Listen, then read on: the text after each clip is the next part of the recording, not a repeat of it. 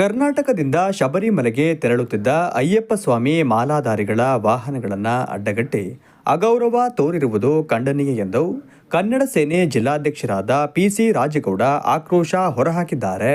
ಈಗಾಗಲೇ ಕೇರಳ ಸರ್ಕಾರ ಪದೇ ಪದೇ ಕನ್ನಡಿಗರ ಮೇಲೆ ದೌರ್ಜನ್ಯ ಮಾಡ್ತಾ ಇದೆ.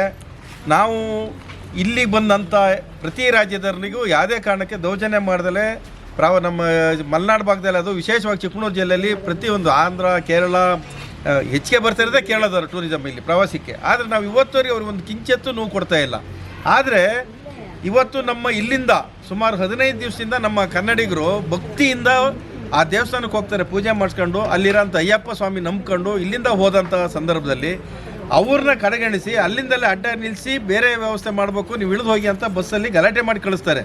ಆದರೆ ನೋಡಿ ಯಾವ ದುರಂತ ಅಂದರೆ, ಅಲ್ಲಿನ ನಾವು ಸ್ವಾಮಿಗಳು ಅಂತೇಳಿ ಗೌರವ ಕೊಟ್ಟು ಪೂಜೆ ಮಾಡಿದರೆ ಅಲ್ಲಿ ಏಕವಚನದಲ್ಲಿ ಅವ್ರನ್ನೆಲ್ಲ ನಿಂದಿಸಿ ಪ್ರತಿಭಟನೆ ಮಾಡೋಂಥ ಹಕ್ಕು ತಂದಿದ್ದಾರೆ. ಅಂದರೆ ಯಾವ ರೀತಿ ಇದು ಕೇರಳ ಸರ್ಕಾರ?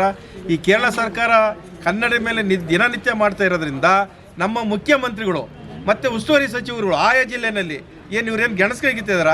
ನಮ್ಮ ಸರ್ಕಾರ ಕನ್ನಡಿಗರ ಪರ ಇದೆ ಅಂತೇಳಿ ಈ ಸಲ ನಾವೆಲ್ಲ ಸೇರಿ ಮತ ಹಾಕಿ ನಮ್ಮ ಮಾನ್ಯ ಮುಖ್ಯಮಂತ್ರಿಗಳು ನಿಜವಾಗ್ಲೂ ಹೇಳಬೇಕು ಅಂದರೆ ಇವತ್ತು ಕನ್ನಡದ ಹೋರಾಟಗಾರನ ಏನು ಮೊಕದ್ದಮೆಗಳು ನಿಂತಿದ್ರು ಅವ್ರಿಗೆ ನಿಜವಾಗ್ಲೂ ಧನ್ಯವಾದಗಳು ಹೇಳಿದ್ವಿ.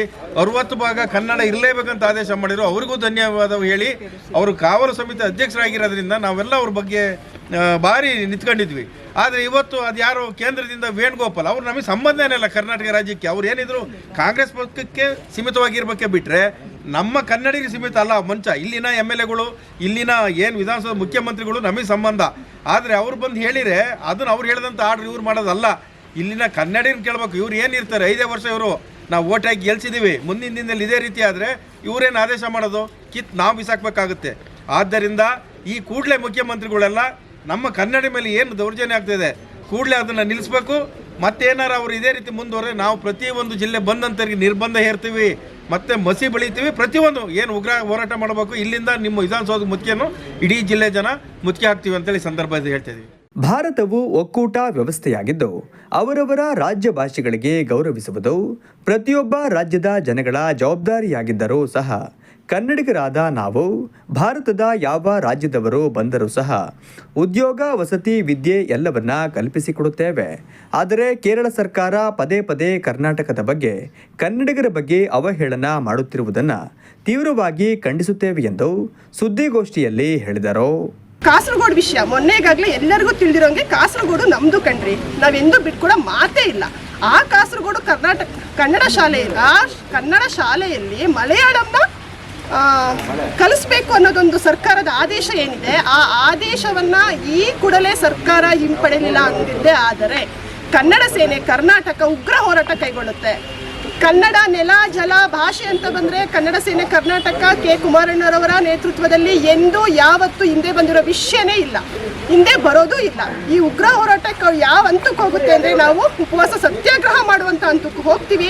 ದಯವಿಟ್ಟು ಸರ್ಕಾರಕ್ಕೆ ನನ್ನ ಮೊದಲನೇದಾಗಿ ಮನವಿ, ದಯವಿಟ್ಟು ಏನು ಆದೇಶ ಇದೆ ಆ ಆದೇಶನ ದಯವಿಟ್ಟು ಹಿಂದೆ ತೆಗೆದುಕೊಳ್ಳಿ. ಖಾಲಿ ಜಾಗ ನಿವೇಶನವನ್ನಾಗಿ ಪರಿವರ್ತನೆ ಮಾಡಿ ಮನೆ ಕಟ್ಟಿ ಅಂತ ಆದೇಶ ಕೊಡೋದು ಇವರೇ, ಮನೆ ಕಟ್ಟಿದ ಮೇಲೆ ಹೊರಡಿಸೋದು ಇವರೇ.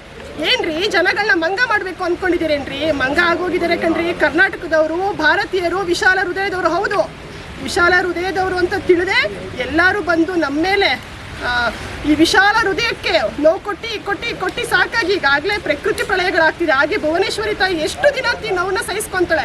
ಒಂದಲ್ಲ ಒಂದಿನ ತಿರುಗಿ ಬಿದ್ದಾಗ ಅರ್ಥ ಆಗುತ್ತೆ ಕನ್ನಡದ ಶಕ್ತಿ ಏನು, ಕನ್ನಡದ ನಾಡು ನುಡಿ ಬೆಲೆಯ ಶಕ್ತಿ ಏನು ಅಂತ ಎಲ್ಲರಿಗೂ ಅರ್ಥ ಆಗುತ್ತೆ. ದಯವಿಟ್ಟು ಇದಕ್ಕೆ ಸಂಬಂಧಪಟ್ಟಂಗೆ ಕುತಂತ್ರ ಮಾಡ್ತಿರೋರು ಎಚ್ಚೆತ್ಕೊಳ್ಳಿ, ಇದಕ್ಕೆ ಸಂಬಂಧಪಟ್ಟಂಥ ಸರ್ಕಾರ ಎಚ್ಚೆತ್ಕೊಳ್ಳಿ, ಇದಕ್ಕೆ ಸಂಬಂಧಪಟ್ಟಂಥ ವ್ಯಕ್ತಿಗಳು ಎಚ್ಚೆತ್ಕೊಳ್ಳಿ. ಇಲ್ಲ ಅಂದಿದ್ದೆ ಆದರೆ ಕನ್ನಡ ಸೇನೆ ಕರ್ನಾಟಕ ಇದ್ರ ವಿರುದ್ಧವಾಗಿ ಉಗ್ರವಾದ ಹೋರಾಟನ ಕೈಗೊಳ್ಳುತ್ತೆ. ಜೊತೆಗೆ ಯಾರು ಪ್ರವಾಸಕ್ಕೋಸ್ಕರ ಬರ್ತಿದ್ದಾರೆ ನಮ್ಮ ಕರ್ನಾಟಕಕ್ಕೆ, ಆ ವೆಹಿಕಲ್ಗಳಿಗೆ ನಾವು ನಿರ್ಬಂಧನವನ್ನು ಹೇರ್ತೀವಿ. ಆ ವೆಹಿಕಲ್ ಮುಂಭಾಗದಿಯಲ್ಲಿ ಅಡ್ಡವಾಗಿ ಮಲಗ್ತೀವಿ.